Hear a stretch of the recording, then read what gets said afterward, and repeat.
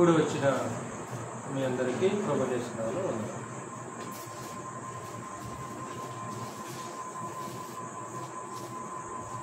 కొద్ది నిమిషాలు దేవుని యొక్క వాక్యాన్ని మనము నేర్చుకుందాం.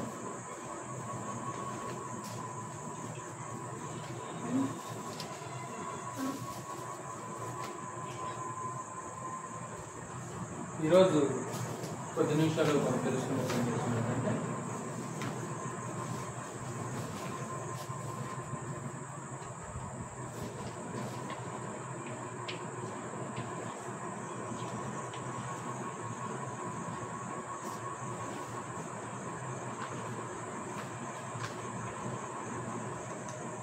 యోగ్యులైన వారెవరో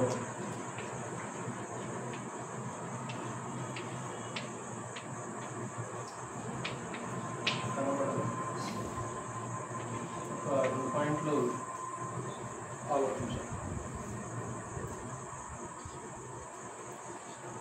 యోగ్యులైన వారెవరో కనపడాలంటే తరచుగా యోగ్యత అయోగ్యత అనే పదము మనం తరచుగా మాట్లాడుతుంటాం. ప్రాముఖ్యంగా ప్రభురాత్రి భోజనం నడిపించేటప్పుడు అయోగ్యముగా పాలు పొందకూడదు, యోగ్యముగా పాలు పొందాలి అని తరచుగా విరివిగా మనము మాట్లాడుతుంటాం. అంటే ఎవరిని యోగ్యులు అని అనాలి? యోగ్యత అనేది ఎప్పుడు కనపడుతుంది? అది ఎప్పుడు బయటపడుతుంది? అంటే యోగ్యులు అంటే అర్హులు అని దాని అర్థం. యోగ్యులు అంటే అర్హులు. అంటే యోగ్యత అనేది బయటపడాలంటే, యోగ్యులైన వారెవరో కనపడాలంటే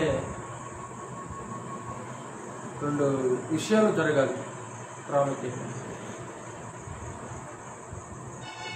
అవి జరిగినప్పుడు మనుషుల్లో ఉండే యోగ్యత అనేది బయటపడుతుంది. అవి జరగనంత కాలం కూడా మనుషులు యోగ్యులుగానే కనపడుతుంటారు. కానీ అవి వచ్చినప్పుడు యోగ్యులుగా కాదా అనేది అర్థం. ఉదాహరణకి ఉద్యోగానికి యోగ్యులు ఎవరు? ఒక ఉద్యోగానికి యోగ్యత అర్హత ఏమిటి? ఒక ఉద్యోగానికి యోగ్యత అర్హత ఏమిటి? అంటే ప్రాముఖ్యంగా చదువు ఉండాలి. చాలామంది వచ్చాడు. ప్రాముఖ్యంగా చదువు ఉండాలి, నైపుణ్యం ఉండాలి, అనుభవం కూడా ఉండాలి. అంటే ఇదిగో పలానా ఉద్యోగానికి పలానా వాళ్ళు యోగ్యులు అని ఎలా చెప్పగలమంటే, ఇదిగో పలానా చదువు ఉండాలి, పలానా నైపుణ్యం ఉండాలి, అలాగే అనుభవం కూడా ఉండాలి. అంటే ఈ రోజుల్లో కంపెనీలు ఉద్యోగం ఇవ్వాలంటే అనుభవం కూడా అడుగుతున్నారు. అంటే నీకేమన్నా అనుభవం ఉందా? ఉద్యోగం చేసే అనుభవం ఉందా? ఒక వివాహానికి యోగ్యత కావాలి. మరలా వివాహానికి యోగ్యులు ఎవరు? ప్రాముఖ్యంగా వయసు ఉండాలి, అలాగే మానసిక స్థితి, ఆ ఎదుగుదల కూడా ఉండాలి. వయసు లేకుండా, మానసిక ఎదుగుదల లేకుండా వివాహానికి యోగ్యులు కారు. అలాగే ఆర్థిక స్థితి కూడా కారణం. అంటే ఆర్థిక స్థితి కూడా సరిగా ఉండాలి. అంటే భార్యను పోషించగలడా లేదా? ప్రభుత్వ పథకాలకి యోగ్యులెవరు? ఎవరైతే తెల్ల రేషన్ కార్డు కలిగి ఉంటారో ఇదిగో వారు మాత్రమే ఈ పథకానికి అర్హులు.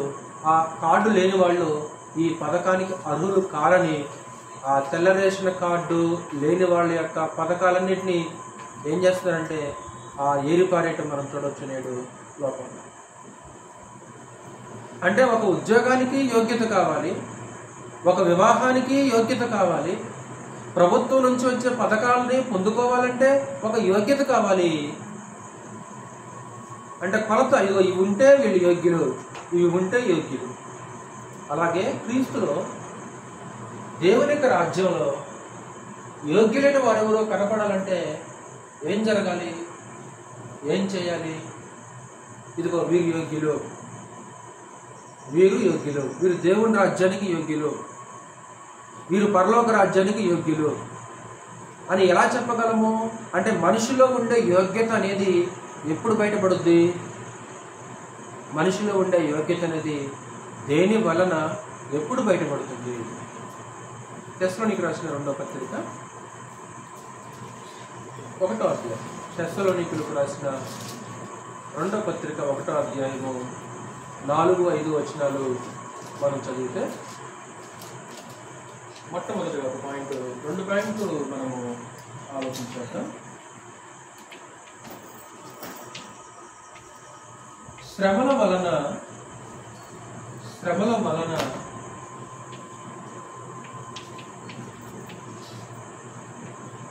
యోగ్యులైన వారు కనబడతారు. అంటే లేఖనం ఏం తెలియజేస్తుందంటే, యోగ్యులైన వారు ఎవరో కనబడాలంటే ఏం జరగాలంటే శ్రమ రావాలి. శ్రమ రావాలి అంటే శ్రమల వలన, హింసల వలన మనిషిలో ఉండే యోగ్యత అనేది బయటపడుతుంది. అప్పుడు అతని యోగ్యత కనబడుతుంది. అతను అసలు నిజంగా యోగ్యుడా కాదా, యోగ్యుడా కాదా అనేది ఎప్పుడు బయటపడుతుందంటే, ఇదిగో శ్రమ వల్ల. అంటే నిజస్వరూపం అంటాం కదా, ఆ నిజస్వరూపం అనేది ఎప్పుడు బయటపడుతుంటుందంటే శ్రమ వచ్చినప్పుడు, హింస వచ్చినప్పుడు మాత్రమే ఆ మనిషిలో ఉండే నిజస్వరూపం బయటపడుతుంది. చదువు 1 నుంచి 1వ అధ్యాయము 4 నుంచి. అందువలన మీ హింసలన్నిటిలోనూ మీరు సహించుచున్న శ్రమలలోనూ మీ ఓర్పును విశ్వాసమును చూచి మేము దేవుని సంఘములలో మీ యందు అతిశయపడుచున్నాము. తర్వాత దేని కొరకు మీరు శ్రమ పడుచున్నారో ఆ దేవుని రాజ్యమునకు మీరు యోగ్యులని ఎంచబడు నిమిత్తము మీరిట్లు ఓర్చుకొనుట దేవుని న్యాయమైన తీర్పునకు స్పష్టమైన సూచన ఉన్నది. చూడ 5వ వచనం ఏమంటే 5వ వచనంలో దేని కొరకు మీరు శ్రమ పడుచున్నారో, చాలు, దేని కొరకు మీరు శ్రమ పడుచున్నారో. దేనికోసం ఇంత వాళ్ళు శ్రమపడి, దేనికోసం? దేవుని రాజ్యం కోసం. అంటే దేవుని రాజ్యం కోసం శ్రమ పడాలా?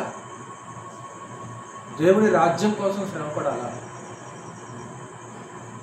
అంటే దేవుని రాజ్యంలోనికి ప్రవేశించాలంటే ఖచ్చితంగా 100కి 100 పాళ్ళు శ్రమను అనుభవించాలి. అంటే లుస్త్రా, ఈకొన్య ప్రాంతంలో పౌలు పనిచేసినప్పుడు అప్పుడే సంఘాలు స్థాపించబడతాయి. వాళ్ళు శ్రమల్లో బలహీన పడిపోకుండా ఉండటానికి పౌలు ఆయా ప్రాంతాల్లో సంచరించి తిరిగి మరలా ఆ ప్రాంతానికి వచ్చి అక్కడ ఒక మాట అంటాడు, శిష్యుల మనస్సులను దృఢపరిచి. అంటే వాళ్ళు బలహీనం కాకుండా వాళ్ళ మనస్సును దృఢపరిచి అక్కడ ఏమంటారంటే అనేక శ్రమలు అనుభవించి మనము దేవుని రాజ్యములో ప్రవేశించాలి. అంటే దేవుని రాజ్యములోనికి ఒక వ్యక్తి ప్రవేశించాలంటే శ్రమ అనుభవించాలి. దేని కొరకు మీరు శ్రమ పడుచున్నారో. ఈరోజు ఒకవేళ మనం శ్రమ పడ్డామంటే ఈరోజు మన శ్రమ దేని కొరకు అయి ఉండాలి? దేవుని రాజ్యం కొరకు అయి ఉండాలి. ఏమంటాడు 5వ వచనంలో? దేని కొరకు మీరు శ్రమ పడుచున్నారో ఆ దేవుని రాజ్యమునకు మీరు యోగ్యులని ఎంచబడిన నిమిత్తము. అంటే ఎవరు దేవుని రాజ్యానికి యోగ్యులు? దేవుని రాజ్యానికి యోగ్యులు ఎవరు? దేవుని రాజ్యానికి అర్హులు ఎవరంటే శ్రమను అనుభవించేవాళ్ళు. అంటే శ్రమను హింసలను అనుభవించేవాళ్ళు దేవుని యొక్క రాజ్యానికి అర్హులు.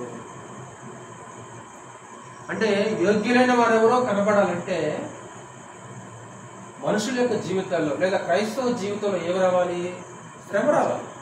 అంటే శ్రమ వలన ఆ మనిషి నిజంగా యోగ్యుడా కాదనే సంగతి అర్థమైతే తీరుతున్నప్పుడు.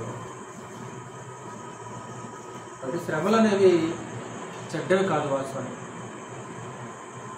శ్రమలు కష్టాలు అనేవి చెడ్డవి కాదు.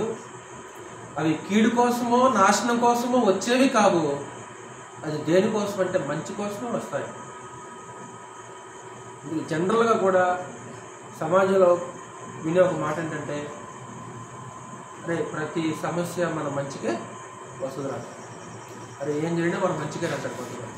ఏం జరిగినా సరే మన మంచికే అంటే ఏం జరిగినా అంటే దాని అర్థం ఏంటి? అది శ్రమ కానీ సుఖం కానీ సంతోషం కానీ అది ఏదైనా సరే దేని కొరకంటే అది మన కొరకే.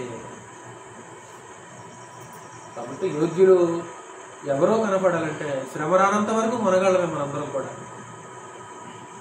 శ్రమ రానంత వరకు గొప్పవాళ్ళమే.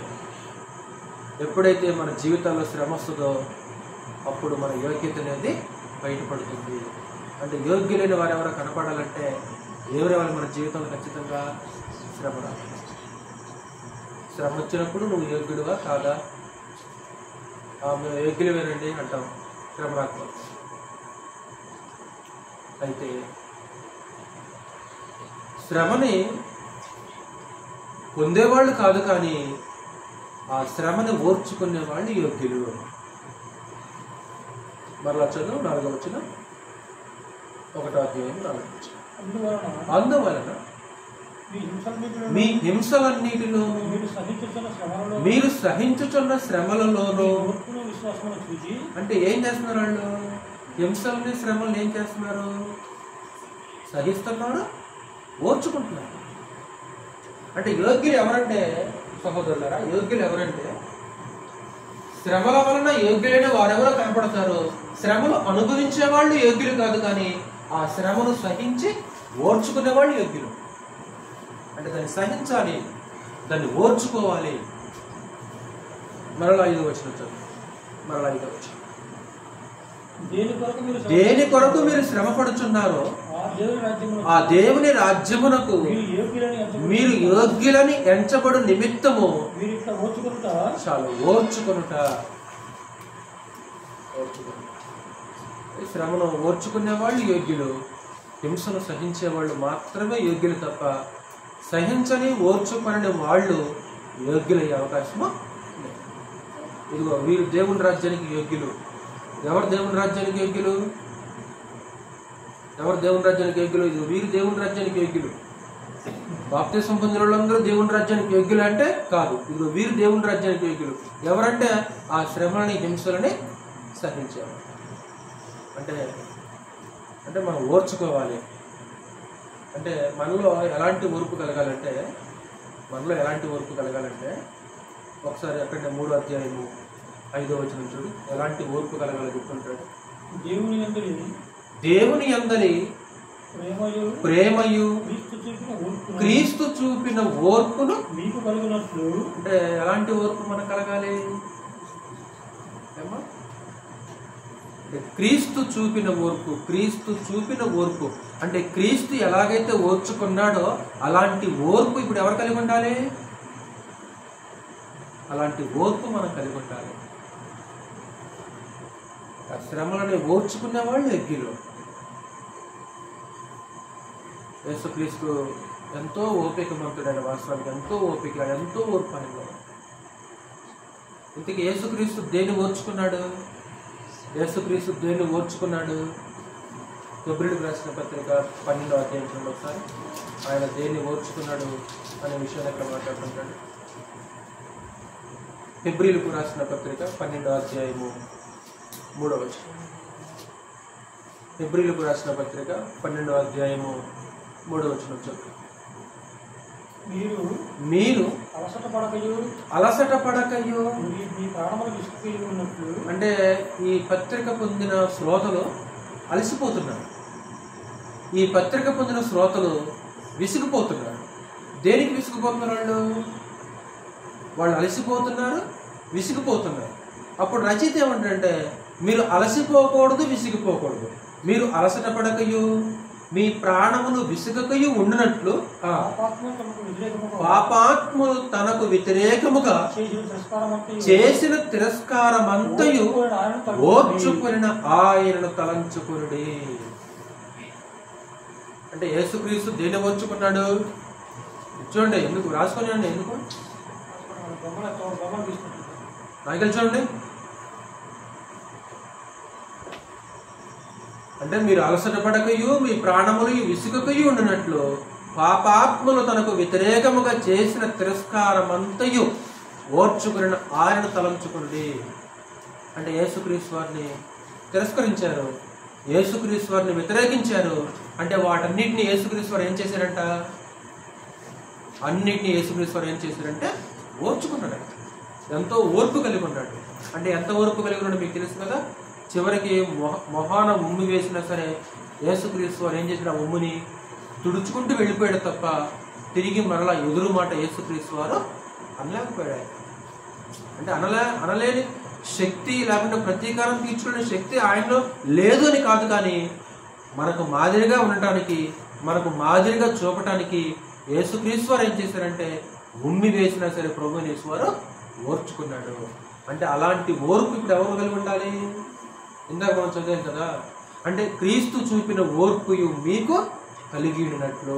అంటే యేసుక్రీస్తులో ఎలాంటి ఓర్పు ఉందో అలాంటి ఓర్పు మనకు కలిగి ఉండాలి. అలాంటి ఓర్పు మనకు కలిగి ఉండాలి. అంటే మనమైతే సహజంగా విసిగిపోతుంటాం. వాస్తవానికి ఈ పత్రిక రాసే సమయానికి అక్కడున్న సంఘము స్వకీయుల వలన కొంచెం తిరస్కరించబడుతున్నారు. తమను స్వకీయులు అంటే సొంత జాతి వలన యూదుల వలన వాళ్ళు తిరస్కరించబడుతున్నారు.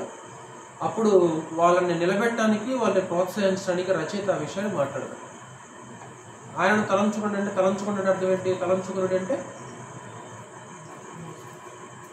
ఆయనను తలంచుకున్నాడు అంటే యేసుక్రీస్తు వారిని జ్ఞాపకం చేసుకోండి.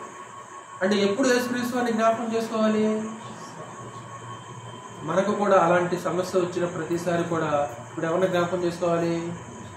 యేసుక్రీస్తు. యేసుక్రీస్తు అంతటి వాడికే అది తప్పలేదు, ఆయనే ఓర్చుకున్నాడు. ఇక నేనంతా అంటే సహజంగా అంటే ఈ క్రైస్తవుల్లో ఉండవలసిన ఒక ప్రాముఖ్యమైన ఒక ఫస్ట్ క్వాలిటీ ఏదంటే ఇదే.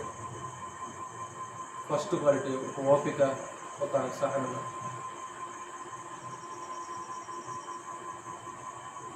అంటే ఓర్పు అంట గొప్ప ద్రోహ కార్యములు జరగకుండా చేయడం. గొప్ప ద్రోహ కార్యాలు జరగకుండా ఓర్పు చేస్తుంది. ఒక్క క్షణం ఓర్చుకున్నాం అనుకో, తర్వాత జీవితం ఎంతో అద్భుతంగా ఉంటుంది. మీకు తెలుసు కదా, ఓపికను కోల్పోయి సడన్గా ఆత్మహత్యలు చేసుకునే వాళ్ళు కూడా లోపల మనకి కనిపిస్తున్నారు. భార్య భర్తల మధ్య గొడవ వచ్చింది, అమ్మా చదవమ్మా పిచ్చు నగలు చూడు, నేను చదవమన్నా వచ్చినా చదవండి, మీరు మళ్ళీ చూడొద్దు, కింద చూడొద్దు, మీరు పైన చూడొద్దు దయచేసి. నేను ఒకటి వాళ్ళ కూడా గట్టిగా చెప్పాను, కోపం వచ్చింది నాకు కూడా పొందాను. నేను ఆదివారం వచ్చిన చదవాలనుకుంటే ఇంట్లో చదువుకోండి బైబిల్. నేను వచ్చిన చదువుకున్న తర్వాత కింద చదువుతాడు మళ్ళీ. నేను చెప్పేది మళ్ళీ పైన కింద చదువుతుంటాడు. చదవాలని ఆసక్తి ఉంటే ఎక్కడ చదవాలి బైబిల్ని? ఇంట్లో చదువుకో. నేను ఏ వచనం చదవమన్నా ఆ వచనం చదవాలి. అంటే నాకు నిన్న నేను అక్కడ చాలా కోపడ్డాను. నేను అక్కడికి ఆదివారం ఆరాధన చెప్పేది వినాలి. అది నచ్చినా నచ్చకపోయినా సరే చెప్పేది వినాలి. అంటే అలాంటి వార్తలు మనం వింటుంటాం. అంటే గొడవడుకుంటారు, క్షణాల్లో లోపలికి వెళ్ళి ఏం చేస్తుంటే ఉరేసుకుని చచ్చిపోతారు. అలాంటి మరణాలు లోపల ఎన్నో సంభవించింది. అంటే ఓపిక కోల్పోయి, అంటే ఒక్క క్షణం ఓపికను కోల్పోయి చచ్చిపోయారు చాలామంది ఉన్నారు. ఒక్క క్షణం ఓర్చుకుంటే జీవితం తర్వాత ఎంతో అద్భుతంగా ఉంటుంది. ఇప్పుడు ఒక్క 5 నిమిషాలు ఓర్చుకొని మౌనంగా ఉంటే తర్వాత ఎలా ఉంటుంది? ఒకవేళ ఆ 5 నిమిషాలు సహనాన్ని కోల్పోయి మనం కూడా వారిలోకి ప్రవర్తించామనుకో, తర్వాత జీవితం ఎలా ఉంటుంది?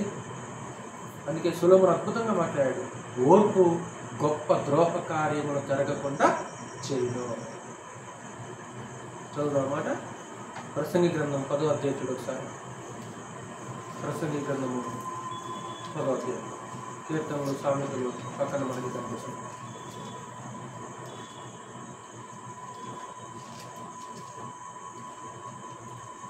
కొంతమంది ఉద్యోగాలు కూడా మానుకుంటారు.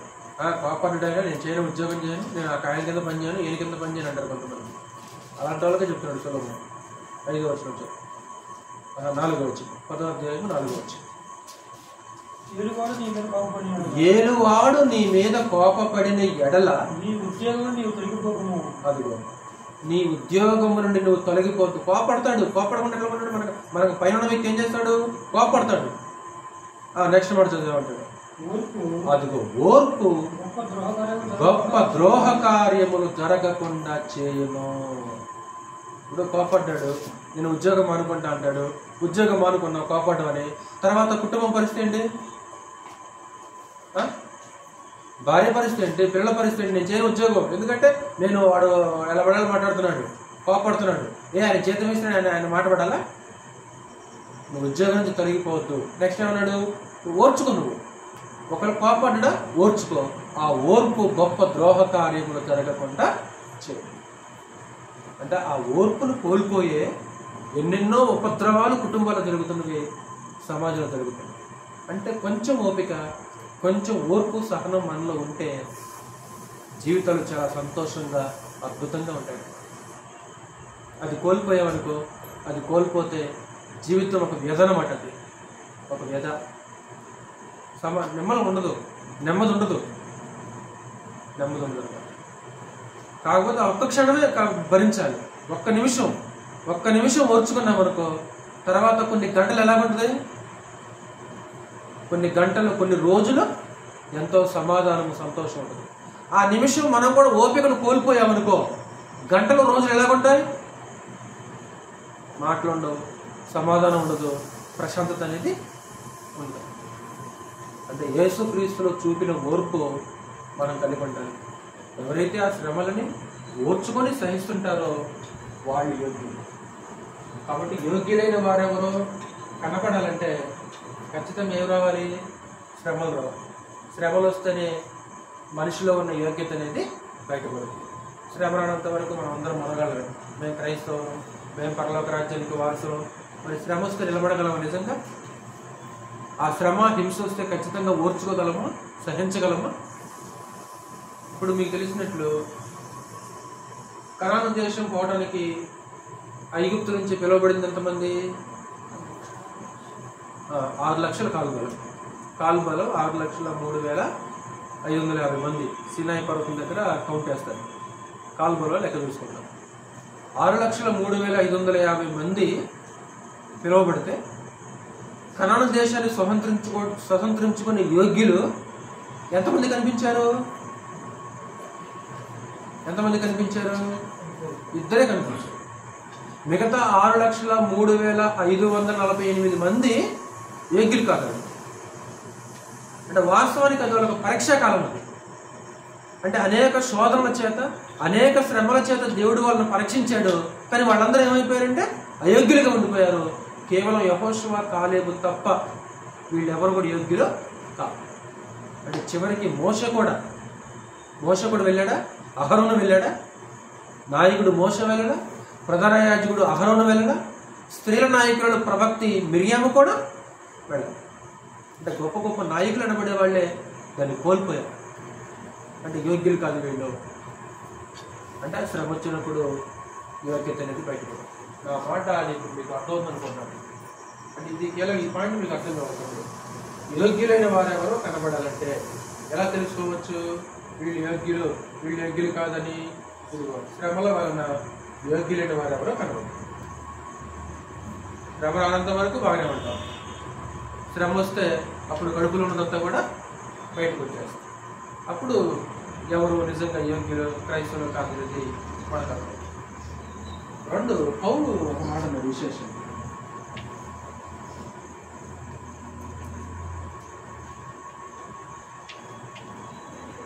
భిన్నాభిప్రాయముల వలన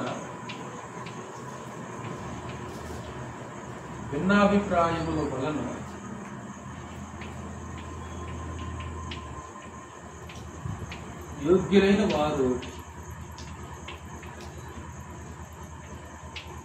కనబడుతున్నారు. అంటే యోగ్యులైన వారెవరో కనపడాలంటే పౌలు చెప్పే సందేశం ఏంటంటే తమ్ముడు, భిన్నాభిప్రాయాలు అంటే మీరు అర్థం చేసుకోవాలి. లేదు అంటే ఎప్పుడైతే భిన్నాభిప్రాయాలు వస్తాయో అప్పుడు మనిషి యొక్క యోగ్యత అనేది బయటపడుతుంది. పౌలు అదే మాట్లాడుతుంటాడు. అంటే మీలో యోగ్యులైన వారెవరో కనపడాలంటే భిన్నాభిప్రాయములు ఉండక తప్పదు. సార్ చదువు మాట 1 కొరింథీ పత్రిక 11. 1 కొరింథీ పత్రిక 11 17 నుంచి చదువు ఒకసారి.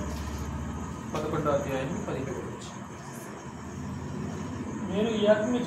నేను ఈ ఆజ్ఞను ఇచ్చుచు మిమ్మును మెచ్చుకొనను. మీరు కూడి వచ్చుట ఎక్కువ కీడికే గాని అంటే వాళ్ళు ఆరాధనకు వస్తున్నారు, ప్రభురాత్రి భోజనం చేయడానికి వస్తున్నారు. పౌలు ఏమంటాడు, మీకు మేలు జరగదు, మీకు కీడే జరుగుద్ది. ఎందుకు? కారణం చెప్తున్నాడు తర్వాత. మొదటి సంగతి ఏమనగా మీరు సంఘమందు కూడి ఉన్నప్పుడు మీలో కక్షలు కలవని వినుచున్నాను, కొంత మట్టుకు ఇది నిజమని నమ్ముచున్నాను. అంటే ఏంటి కారణం? ఏంటి? కక్షలు. మీకెందుకు కీడు కలుగుద్ది అంటే మీరు కక్షలతో ఆరాధన చేస్తున్నారు, మీరు కలహాలతో భోజనం చేస్తున్నారు. అంటే ఇలా భోజనం చేయటం వలన మీకు మేలు కలుగుద్దా కీడు కలుగుద్దా? కీడు కలుగుద్ది. అంటే కలహాలతోటి కక్షలతోటి మనస్పర్ధలతోటి ఆరాధన చేస్తే, భోజనం చేస్తే మీకు ఎక్కువ కీడు తప్ప మేలు కాదంటాడు. ఇప్పుడు నెక్స్ట్ 19 వచ్చిన ఒకసారి. మీలో యోగ్యులైన వారెవరో కనబడునట్లు మీలో భిన్నాభిప్రాయములుండక తప్పదు. ఏముండాలి? మీలో భిన్నాభిప్రాయములుండక తప్పదు. ఎందుకు? మీలో యోగ్యులైన వారెవరో కనబడాలంటే. అంటే భిన్నాభిప్రాయాలు అంటే ఏంటి? భిన్నాభిప్రాయాలు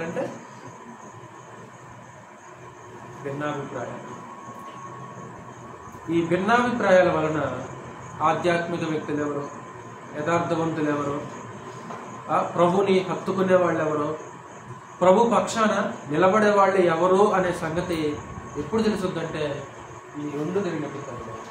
నిజంగా వీళ్ళు ప్రభు పక్షాన నిలబడతారా? ప్రభుని హత్తుకుంటారా? వీళ్ళు స్థిరంగా ఉంటారా? వీళ్ళు ఆధ్యాత్మిక వ్యక్తులేనా? నిజంగా వీళ్ళు వాక్యం పక్షాన నిలబడరా?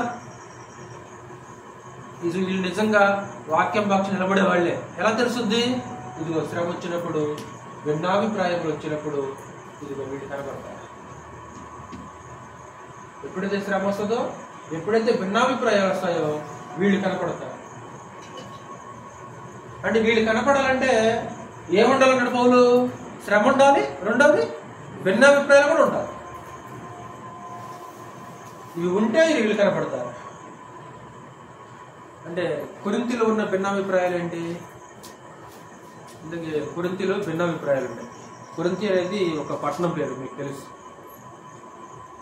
అంటే అక్కడ కలహాలు ఉన్నాయి, సహోదరుల మధ్య కలహాలు ఉన్నాయి, సహోదరుల మధ్య భిన్నాభిప్రాయాలు. వాస్తవానికి కొరింథీ స్థానిక సంఘము చిన్న స్థానిక సంఘమే కాదు, చాలా గొప్ప గొప్ప వ్యక్తులను కలిగిన స్థానిక సంఘము కొరింథీ సంఘం. అందులో నెంబర్ 1. అంటే ఎలాంటి వారిని కొరింథీ సంఘం సువార్థికులుగా కలిగి ఉంది అంటే, తండ్రి లాంటి పౌలుని సువార్థికుడిగా కొంతకాలం కలిగి ఉంది ఆ సంఘం. ఇప్పుడు పౌలు నడిపించిన సంఘం అంటే, ఇప్పుడు ఈ మధ్య వాక్యం నడిపించి దేహాన్ని విడిచిపెట్టి పెద్ద వెళ్ళిపోయాడు. పెద్ద ఆయన నడిపించిన సంఘం అంటే ఎలా ఉంటుందో ఉంటుంది, ఆలోచన ఉంటుందా? ఉంటుంది, సాధ్యంగా ఉంటుంది. ఎందుకంటే చాలా చోట్ల ఆయా ప్రాంతాల్లో తిరిగి వాక్యం నేర్పాడు, మంచి జ్ఞానంతో వాక్యం నేర్పాడు. ఇలాంటి వారిని సువార్థికుడిగా ఆ సంఘం కలిగి ఉందంటే ఆ సంఘం ఎలా ఉంటుందో అనే ఒక అంచనాకు వస్తారు మనుషులు. ఇప్పుడు కొరింథీ స్థానిక సంఘము కొరింథీ స్థానిక సంఘము ఎలాంటి వారిని సువార్థికులు కలిగి ఉందంటే చిన్నవాళ్ళని కాదు, మరలా కొంతకాలం పౌలు అక్కడ పనిచేశాడు, ఒక తండ్రి లాంటి వ్యక్తి ఆయన వాళ్ళకి. రెండోది విద్వాంసుడు, లేఖనముల యందు ప్రావీణ్యత కలిగిన వ్యక్తి పనిచేశాడు అక్కడ కొంతకాలం. మరలా ఎవరైనా విద్వాంసుడు, రెండు లేఖనముల పట్ల మంచి ప్రావీణ్యత కలిగి గ్రంథం పట్ల మంచి పట్టు కలిగిన ఒక వ్యక్తి అక్కడ కొంతకాలం సువార్థికుడిగా పనిచేశాడు. అంటే అలాంటి విద్వాంసుడు పని చేసినా సరే కొరింథీ స్థానిక సంఘం ఎలా తయారైపోయింది? కొరింథీ స్థానిక సంఘం ఎలా తయారైపోయిందంటే గ్రూపులుగా విడిపోయారు, ముఠాలుగా విడిపోయారండి. ఎవరి ముఠా వాళ్ళది. అంటే లోకంలో కనిపించే ఆ ముఠా తత్వం, ఆ గ్రూప్ ఏజో రవిడి ఏజో ఎక్కడ కనిపించిందంటే సంఘంలో కనిపించింది ముఠా తత్వం. అంటే ఇదంతే ఉంచుకోండి. అంటే ఆ విద్వాంసుడు ప్రవీణుడు ఎవరంటే అపోల్లో. అందుకే ఏమంటాడు, నేను నాటి తిని అపోల్లో నీళ్లు పోసాడు పౌలు కొరింథీలో. అంటే కొరింథీలో మొట్టమొదటి సువార్త ప్రకటించింది ఎవరు? పౌలు. పౌలు బయటికి వెళ్ళిపోయిన తర్వాత వాళ్ళని ఆత్మీయంగా పెంచి పోషించి నిలబెట్టింది ఎవరు? అపోల్లో. ఒకసారి చూడు, 1 కొరింథీ పత్రిక నుండి 3వ అధ్యాయం.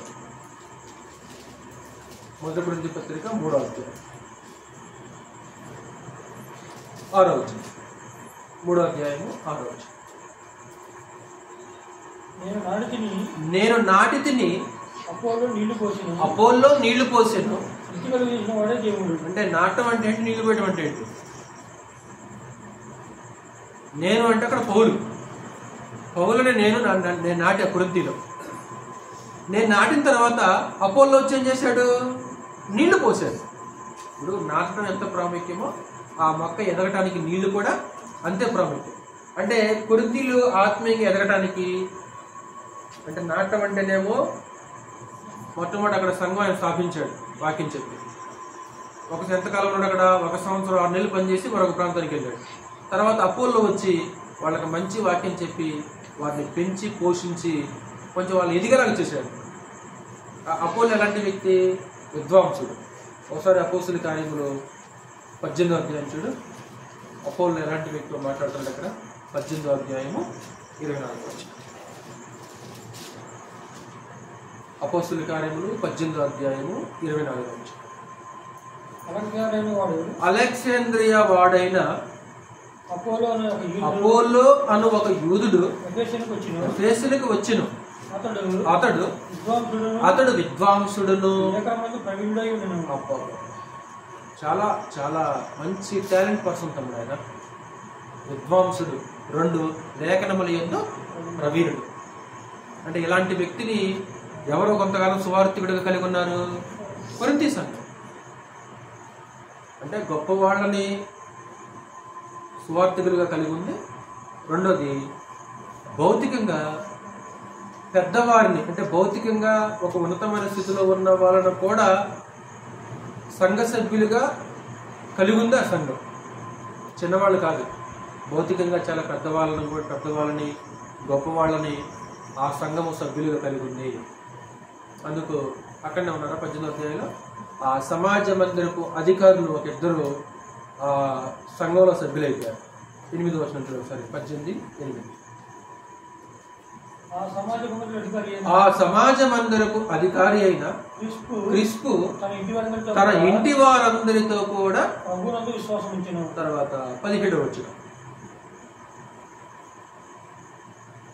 అప్పుడు అందరూ సమాజ మందిరపు అధికారి అయిన సోస్తెనేసును అదుగో. అంటే సమాజ మందిరపు అధికారులు ఇది. అంటే కొరింథీలో సమాజ మందిరం ఉంది. ఆ సమాజ మందిరానికి అధికారి ఎవరు? క్రిస్పు. ఇంకొక వ్యక్తి ఎవరు? సోస్తెనేసు. అంటే అధికారులని స్థానిక సంఘం సభ్యులుగా కలిగి ఉంది. అంత మాత్రమే కాకుండా టోటల్గా ఆ పట్టణానికి ఖజానాదారుడు ఒక ఆయన ఉన్నాడు. ఒక పట్టణానికి ఖజానాదారుడు అంటే అర్థం ఏంటి? ఖజానాదారుడు అంటే ఇప్పుడు పట్టణానికి ఇన్కమ్ వస్తుంది కదా. ఉదాహరణకి హైదరాబాద్కి ఇన్కమ్ వస్తుంది. హైదరాబాద్కి సుమారు కొన్ని కోట్ల ఇన్కమ్ వస్తుంది. ఆ ఇన్కమ్ మీద ఒక వ్యక్తి అధికారిగా ఉంటాడు కదా. అధికారిగా ఉంటాడు. హైదరాబాద్ నగరానికి వచ్చే ఇన్కమ్ మీదకి ఒక అధికారి ఉంటాడు. లేకుంటే నల్లగొండ టౌన్ ఉంది, ఆ నల్లగొండ టౌన్కి ఇన్కమ్ వస్తుంది. ఆ ఇన్కమ్ మీద ప్రభుత్వం ఏం చేస్తే ఒక అధికారిని నియమిస్తుంది. అలాగే కొరింథీ పట్టణానికి ఇన్కమ్ వస్తుంది. ఆ ఇన్కమ్ మీద అధికారి సంఘ సభ్యుడిగా కలిగి ఉంటాడు. అంటే నేను చెప్తున్న సందేశం ఏంటంటే, కొరింథీ స్థానిక సంఘం ఏమీ చిన్నది కాదు. చాలా పెద్దవాళ్ళని, గొప్పవాళ్ళని సంఘ సభ్యులుగా కలిగి ఉంది. అలాంటి వారిని కూడా కలిగి ఉండి స్థానిక సంఘం బాగుందా? ఏం బాగదు. పత్రిక రాసే సమయానికి సంఘం ఏం బాగదు. పౌలు లాంటి వ్యక్తిని, అపౌలు లాంటి వ్యక్తుల్ని సువార్థికులుగా కలిగి ఉండి, సమాజ మందిరపు అధికారులని సంఘ సభ్యులుగా కలిగి ఉండి, ఈ పట్టణపు ఖజానాదారుడు అనే ఒక ఎరస్సు గురించి మాట్లాడుతుంటాడు. అంత మాత్రమే కాదు, టోటల్గా సంఘాన్ని అంతటిని ఇంటిలో చేర్చుకొని ఆతిథ్యం ఇచ్చే అంత పెద్ద ఇల్లు కలిగిన వ్యక్తి కూడా సంఘంలో ఉన్నాడు. ఆ ఇల్లు ఎంత పెద్దగా ఉందో చదువు ఆ మాటలు. రోమపత్రిక 16వ పేజీ. రోమపత్రిక 16వ పేజీ 23వ వచనం. రోమపత్రిక కొరింథీ నుంచి రాస్తున్నాడు తమ్ముడు. రోమపత్రిక కొరింథీ పట్టణంలో ఉండి ఈ పత్రిక రాస్తున్నాడు. 23వ వచనం. నాకును యావత్ సంగమునకును ఆతిథ్యమిచ్చు గాయు మీకు, అంటే గాయు అనే వ్యక్తి ఏం చేస్తారంట? గాయు అనే వ్యక్తి ఏం చేస్తారంట? నాకు అంటే ఎవరు? నాకంటే అక్కడ పౌలు. రెండు యావత్ సంఘం అంటే టోటల్ సంఘం అంతటికి. అంటే గాయు అనే వ్యక్తి పౌలుకి ఆతిథ్యం ఇస్తున్నాడు, టోటల్ సంఘం అంతటికి ఆతిథ్యం ఇస్తున్నాడు ఇంట్లో తెచ్చుకొని. అంటే అంత గొప్ప వ్యక్తి ఆయన, అంత గొప్ప వ్యక్తి. నెక్స్ట్ మాట ఏమంటాడు? ఈ పట్టణపు ఖజానాదారుడగు ఎరస్తును సహోదరుడగు పర్తును మీకు వందనములు చెప్పుచున్నాడు. ఈ పట్టణపు ఖజానాదారుడగు ఎరస్తు. ఈ పట్టణపు అంటే ఈ పట్టణం అంటే కొరింథీ పట్టణం. అంటే కొరింథీ పట్టణానికి ఖజానాదారుడు అంటే ఆ టోటల్ గా ధనం ఉంది కదా, ఆ పట్టణం యొక్క ధనం, ఆ ఖజానా మీద అధికారి ఎరస్తు. అంటే ఇతను కూడా ఏమైపోయాడు? సంఘ సభ్యుడు అయిపోయాడు. అంటే అలాంటి గొప్పవారిని కలిగి ఉంది సంఘము. అలాగే వీళ్ళతో పాటు పేదవాళ్ళను కూడా సంఘం కలిగి ఉంది. ఇప్పుడు సంఘం అంటే అందరూ ఒక వర్గానికి చెందిన వాళ్ళు ఉండరు. రెండోది ఒక అంతస్తుకు చెందిన వాళ్ళు ఉండరు. అంటే ధనికులు ఉంటారు, అలాగే పేదలు ఉంటారు, అలాగే భౌతిక సంబంధంగా ఆయా రకాలకు చెందిన వర్గాల వారు కూడా ఉంటుంటారు. అలాగే కొరింథీలో అలాంటి వారు సంఘంలో ఉన్నారు. ఇంకొక విశేషమైన సమాచారం ఏంటంటే తమ్ముడు, కృపావరాలు ఉంటాయి కదా, అపోస్తులకు 9 కృపావరాలు ఉంటాయి. అపోస్తులు హస్తనిక్షేపం చేసి ప్రార్థన చేస్తే 1, 2 లేదా 3 కృపావరాలు వాళ్ళకు లభించేస్తున్నాయి.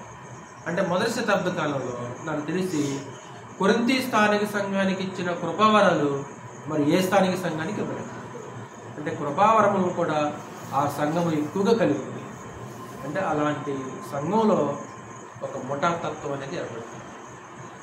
ఎప్పుడైతే ఆ సమస్యలు భిన్నాభిప్రాయాలు వచ్చినాయో యోగ్యులైన వారు ఎవరో కనుగొంటారు. అంటే సమస్యలు కూడా మంచి, సమస్యలు చెడ్డవి కాదు. అవసరం సమస్యలు చెడ్డవి కాదు. అంటే ఈ మధ్య ఒక సహోదరుడు కూడా అదే అన్నాడు. అంటే ఇప్పుడు నాకు అర్థమైందన్న మనుషులు ఎలాంటి వాళ్ళని అర్థమవుతున్నాడు. మనుషులు ఎలాంటి వాళ్ళో ఇప్పుడు అర్థమైందని నాకు. దేనివల్ల? సమస్య వల్ల. ఇప్పుడు సమస్య రానంత వరకు మనుషులు బాగా నున్నగా ఉన్నారు. ఎప్పుడైతే సమస్య చేసిందో మనుషులు ఎలాంటి వాళ్ళు ఇప్పుడు నాకు అర్థమైంది. ఎవరు ఎలాంటి వాళ్ళు అంటే సమస్యలు మంచిదే కాదా? మంచిదే. శ్రమ మంచిదే. ఎందుకు అంటే ఆ యోగ్యులు ఎవరు కనపడతారు. సమస్య రానంత వరకు గొప్పలమే. మేము పరలోకానికి అరువులు, మేము క్రీస్తు సంఘం, మేము దేవుని రాజ్యాల పౌరులము. ఆ శ్రమని, ఓర్పుని, సమస్యల్ని ఎవరైతే భరించి ఓర్చుకుంటారో వాళ్ళు యోగ్యులు. అప్పుడు యోగ్యత పడింది. అంటే ఇళ్ళలో ఉంటే భిన్నాభిప్రాయం ఏంటి? ఒకళ్ళు ఏమన్నారంట, ఒకరు మేము పౌలు వాళ్ళు, అంతేనా? పౌలు వాళ్ళు అంటే అభిమానం, పౌలు మీద అభిమానం. ఇంకొకళ్ళు ఏమన్నారు, టోటల్గా ఒకటే సంఘం. ఏ సంఘం అది? క్రీస్తు సంఘం. ఒకళ్ళు మేము పౌలు వారు. ఇంకొకళ్ళు ఏమన్నారు, అపోల్లో వారు, మేము అపోల్లో వారు. ఇంకొకళ్ళు ఏమన్నారు? కేఫా వారు. కేఫా వారం అంటే కేఫా అంటే పేతురు. పేతురు కొరింథీ పట్టణానికి ఎప్పుడు వెళ్ళాడు మనకి రికార్డులో లేదు. కానీ కొంతమంది జనాభా ఎవరి పక్షాన్ని నిలబడ్డారు? పేతురు పక్షాన్ని నిలబడ్డారు. కొంతమంది జనాభా అపోలో పక్షాన్ని నిలబడ్డారు. కొంతమంది జనాభా ఏమో పౌలు పక్షాన్ని నిలబడ్డారు. మిగతా వాళ్ళు కొంతమంది ఉన్నారు. మరలా మిగతా వాళ్ళు ఏమన్నారు? మేము క్రీస్తు వారము, మేము క్రీస్తు. అందుకే సమస్య వచ్చినప్పుడు క్రీస్తు పక్షం ఎంతమంది నిలబడ్డారు? సమస్య వచ్చినప్పుడు, శ్రమ వచ్చినప్పుడు క్రీస్తు పక్షం ఎంతమంది నిలబడ్డారు? అంటే ఈ భిన్నాభిప్రాయాలు పౌలు ఏమన్నాడు? మంచిగా చెడ్డయా? మీలో భిన్నాభిప్రాయములు ఉండక తప్పదు. ఎందుకు? యోగ్యులైన వాళ్ళెవరో కనబడాలంటే. ఇప్పుడు మీ యోగ్యత బయటపడింది, యోగ్యులు ఎవరో అర్థమైపోయింది. పౌలు వారు ఇప్పుడు వ్యక్తి పట్ల అభిమానం ఉండొచ్చు, కానీ దురాభిమానం ఉండకూడదు. దురాభిమానం పాపం ఉంది బయటకు. అభిమానం వేరు, దురాభిమానం వేరు. ఇప్పుడు వాస్తవానికి వీళ్ళందరూ ఎవరి సొత్తు? క్రీస్తు సొత్తు. అందుకే పౌలు అంటాడు, పౌలు మీ కొరకు సిలువేయబడినా మేము పౌలు వాళ్ళం అంటానికి పౌలు ఏమన్నా మీకోసం సిలువేయబడ్డా? లేదు. మరి పౌలు నామన మీరు ఎవరు బాప్తిసం పొందారా? లేదు. అంటే టోటల్గా వాళ్ళు ఎవరెవరంటే వాళ్ళు క్రీస్తు వారు వాస్తవానికి. కానీ ఏమైపోయిందంటే ఆ మనుషుల మధ్య భేదాభిప్రాయాలు వచ్చినాయి. ఒక ముఠా తత్వం, ఒకరి మీద ఒకరు ఉప్పింగిపోవటం, ఒకరి మీద ఒకరు అతిశయపడటం జరిగింది. అప్పుడు సంఘం ఏం చేసిందంటే విభజన కారణం అయిపోయింది. విభజించబడ్డారు. చదువు ఆ మాటలు ఒకసారి పక్కనే 1వ అధ్యాయంలో ఆ విషయం మనకు కనిపిస్తుంది. మొదటి కొరింథీ పత్రిక 1వ అధ్యాయం 12వ వచనం. మీలో ఒకడు నేను పౌలు వాడను, ఒకడు నేను అపోల్లో వాడను, మరి ఒకడు నేను కేఫా వాడను, ఇంకొకడు నేను క్రీస్తు వాడనని చెప్పుకొనుచున్నారని నా తాత్పర్యము. అలా చెప్పుకుంటారు వాళ్ళు. అలా విభజించబడ్డారు వాళ్ళంతా. ఎవరికి వారు గ్రూపులు అయిపోయారు, 4 గ్రూపులు అయిపోయారు. సంఘం అంటే ఏక శరీరం. వాస్తవానికి ఒక్క శరీరంగా ఉండాలి, ఒక్క శరీరంగా ఉండడానికి పిలువబడ్డారు. కానీ వాళ్ళు ఏమైపోయారంటే 4 గ్రూపులుగా వాళ్ళు విడిపోయారు. కారణం ఏంటంటే కలహాలు, వ్యక్తి యొక్క అభిమానం, అతిశయించటాలు, ఒకరి మీద ఒకరు ఉప్పొంగిపోవటాలు, ధనికులు పేద అనే ఒక భేదాభిప్రాయం. వాస్తవానికి వాళ్ళు పౌలు వారు కాదు, వాళ్ళు అపోల్లో వారు కాదు. మరి ఎవరు వాళ్ళు? 3వ అధ్యాయం చూడు ఒకసారి అక్కడ 21వ వచనం. 3వ అధ్యాయము 21వ వచనం. కాబట్టి ఎవడను మనుషుల యందు అతిశయింపకూడదు, సమస్తమును మీవి. పౌలైనను, అపోల్లో అయినను, కేఫా అయినను, లోకమైనను, జీవమైనను, మరణమైనను, ప్రస్తుతమందున్నవి అయినను, రాబోవునవైనను సమస్తమును మీవే. మీరెవరు? మీరు క్రీస్తు సొత్తు, మీరు క్రీస్తు వారు. అందుకే ఆరాధ్యులు ఇక్కడ ఏమంటాడు? మీరు మీ సొత్తు కారు, విలువ పెట్టి కొనబడ్డవారు. మీరు పౌలు వారు కాదు, మీరు కేఫా వారు కాదు, మీరు అపోల్లో వారు కాదు, మీరు క్రీస్తు వారు. అంటే ఎప్పుడైతే కొరింథీ సంఘంలో భిన్నాభిప్రాయాలు, సమస్యలు వచ్చినవో యోగ్యత బయటపడింది. పౌలుకి అర్థమైపోయింది, ఎవరి యోగ్యత అర్థమైపోయింది, దేవునికి అర్థమైపోయింది. అంటే సమస్య వస్తే ఆ సమస్యలు అందరూ బయటపడతారు. అంటే ఒకరి మీద ఒకరు ఉప్పొంగిపోవటాలు. వాస్తవానికి వారి మధ్యలో ఒకరి మీద ఒకరు ఉప్పొంగిపోవటాలు, అంటే ఒకరిని బట్టి ఒకరు అతిశయించడం జరుగుతుంది. ధనికులు పేదలు అనే ఒక భేదాభిప్రాయం. చూడు ఒకసారి అక్కడ 11వ అధ్యాయము 22వ వచనం. 11వ అధ్యాయము నేను గురించి చేస్తాను, నేను విశ్లేషించను. 11వ అధ్యాయం 22వ వచనం. ఇదేమి అన్నపానములు పుచ్చుకొనుటకు మీకు ఇండ్లు లేవా? దేవుని సంఘమును తిరస్కరించి పేదలను సిగ్గుపరచుదురా? మీతో ఏమి చెప్పుదును? దీనిని గురించి మిమ్మల్ని మెచ్చుదునా? అంటే వాళ్ళు పౌలు మెచ్చుకునే విధంగా ప్రవర్తించట్లా, ఏ మాత్రం పౌలు వారిని మెచ్చుకోవట్లా. అంటే పేదలను ఏం చేస్తున్నారు? వాళ్ళు సిగ్గుపరుస్తున్నారు. అంటే వాళ్ళని ఒక చిన్న చూపు చూస్తున్నారు పేదలు. అంటే ధనికులు ఉన్నారు సంఘంలో, పేదవాళ్ళు కూడా ఉన్నారు. అంటే ధనిక పేద అనే ఒక వ్యత్యాసం, ఒక ముఠాతత్వం, ఒక గ్రూపిజం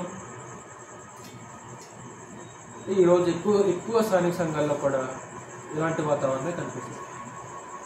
ఎక్కువగా సంఘాలు 2 గ్రూపులు 3 గ్రూపులు అనే సంఘాలు లోపల చాలా ఉంటాయి.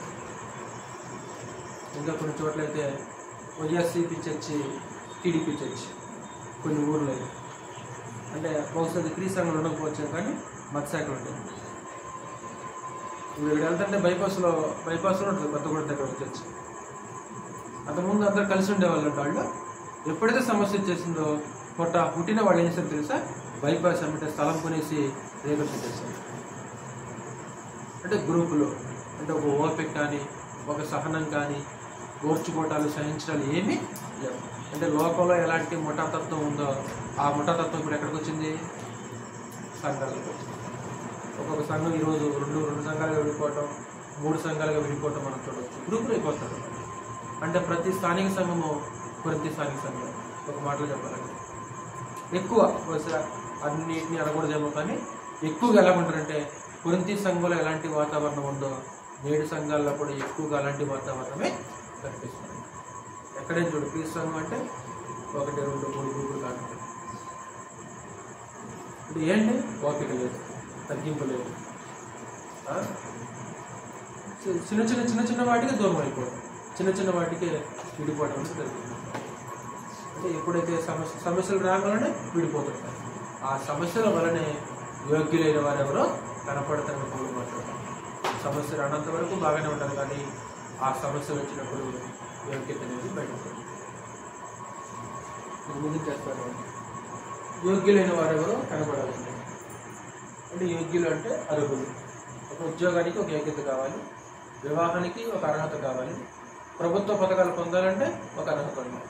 మరి దేవుని రాజ్యానికి యోగ్యులు ఎవరు? ఆ దేవుని రాజ్యానికి యోగ్యులు ఎవరో ఎలా కనపడుద్ది అంటే శ్రమల వలన యోగ్యులైన వారు ఎవరో కనపడుతుంది. అంటే ఎవరైతే శ్రమలని సహించి ఓర్చుకుంటారో వాళ్ళే యోగ్యులు. మనలో ఎలాంటి ఓర్పు కలగాలంటాడు? క్రీస్తు చూపిన ఓర్పు మీకును కలిగి ఉండను కాక అంటాడు. ఎవరు యోగ్యులు ఎలా తెలుస్తుంది? భిన్నాభిప్రాయముల వలన యోగ్యులైన వారెవరో కనపడదు. మీలో యోగ్యులైన వారెవరో కనపడినట్లు మీలో భిన్నాభిప్రాయములు ఉండక తప్పదు. ఆ సమస్యలు వాటి వలన మనిషి యొక్క యోగ్యత అనేది బయటపడుతుంది. ఎన్ని సమస్యలు వచ్చినా సరే, ఎన్ని శ్రమలు వచ్చినా సరే, మనం యోగ్యులుగా కనపడాలంటే క్రీస్తు పక్షాన, వాక్యం పక్షాన మనం నిలబడితే మనం యోగ్యులుగా కనపడాలి. శ్రద్ధ వాక్యం